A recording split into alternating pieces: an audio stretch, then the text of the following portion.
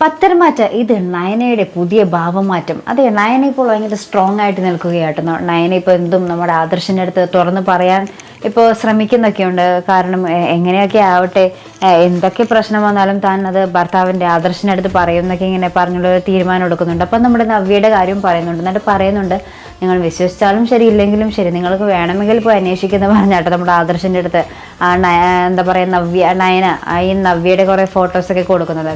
എന്നിട്ട് നമ്മുടെ ആദർശൻ അപ്പോൾ ഒരു സംശയം തോന്നി നമ്മുടെ ഒരു പോലീസിൻ്റെ അടുത്ത് ഇങ്ങനെ പറയുന്നുണ്ട്, എൻ്റെ അനിയൻ്റെ ഭാര്യയെ ഒരാളിങ്ങനെ വിളിച്ച് ഭീഷണിപ്പെടുത്തുകയും ഫോട്ടോസൊക്കെ അയച്ച് ഭയങ്കരമായിട്ട് എന്താ വൃത്തികെട്ട രീതിയിൽ സംസാരിക്കുകയൊക്കെ ചെയ്യുന്നുണ്ടെന്ന് പറയുന്നുണ്ട്. അപ്പോൾ പോലീസ് അന്വേഷിക്കാമെന്നൊക്കെ പറയുന്നുണ്ട്.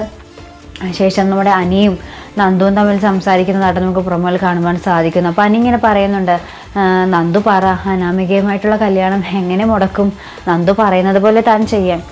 ശേഷം ഞാൻ പതുക്കെ നിൻ്റെ നന്ദുവിൻ്റെ കാര്യം ഞാൻ അനന്തപുരിയിൽ അവതരിപ്പിച്ചോളാം എന്നൊക്കെ നമ്മുടെ നന്ദുവിൻ്റെ അടുത്ത് പറയുന്നുണ്ട്. അപ്പോൾ നന്ദുവിന് ഇതൊക്കെ കേൾക്കുമ്പോൾ ആ ഒരു മുഖത്തെ ഒരു പ്രകാശം നമുക്ക് പ്രൊമോയിൽ കാണുവാൻ സാധിക്കുന്നുണ്ട് കേട്ടോ.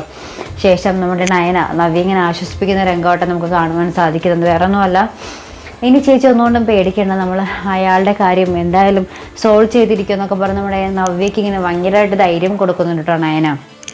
അപ്പോൾ എന്തായാലും നയന പഴയ ഒരു നയനയേ അല്ല, ഇപ്പോൾ ഒരു ബോൾഡ് ക്യാരക്ടറായിപ്പോൾ ഈ ഒരു നയനയാണ് നമുക്ക് പ്രേക്ഷകർക്ക് ആവശ്യവും. അപ്പോൾ ഇനി വരുന്ന എപ്പിസോഡുകളിൽ നമുക്ക് എങ്ങനെയൊക്കെ കഥ വഴിമാറി തിരിയുമെന്ന് നമുക്ക് കണ്ടു തന്നെ അറിയാം. അപ്പോൾ ഇതുപോലെ പ്രൊമോ റിവ്യൂസിനും എപ്പിസോഡ് റിവ്യൂസിനും ഒക്കെ നിങ്ങൾ മറക്കാതെ ചാനൽ സബ്സ്ക്രൈബ് ചെയ്യുക.